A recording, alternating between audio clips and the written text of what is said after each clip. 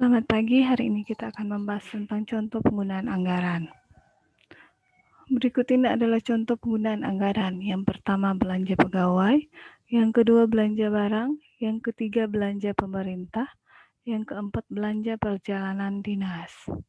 Yang pertama belanja pegawai terdiri atas gaji pokok, tunjangan tambahan, tunjangan istri atau suami, tunjangan anak, tunjangan jabatan.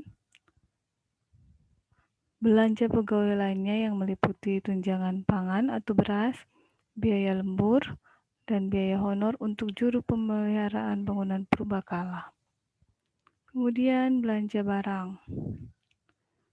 Belanja untuk keperluan sehari-hari kantor, misalnya untuk keperluan bahan atau alat tulis menulis. Belanja barang inventaris kantor, yaitu semua barang-barang yang berhubungan dengan barang-barang inventaris kantor.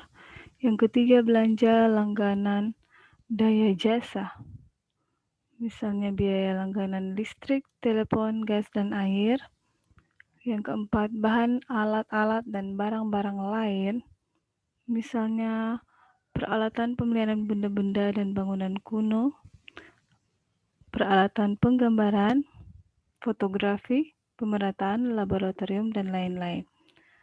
Belanja lain-lain, untuk yang terakhir, belanja lain-lain misalnya biaya ganti rugi tanah atau barang dalam rangka perlindungan sejarah dan purbakala, kemudian biaya pemerataan objek-objek sejarah dan kepurbakalaan.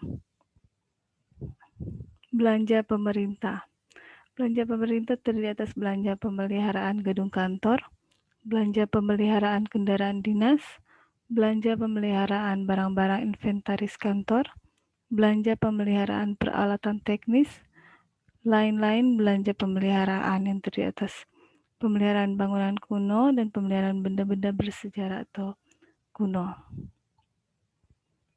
Yang terakhir belanja perjalanan dinas, yaitu jenis belanja pegawai, jenis belanja barang, dan jenis belanja perjalanan dinas. Kemudian ada tugas mandiri. Yang pertama, carilah contoh lain atau susunlah sendiri tentang penggunaan anggaran pada satu keluarga, perusahaan, atau negara. Lalu kumpulkan ke mem.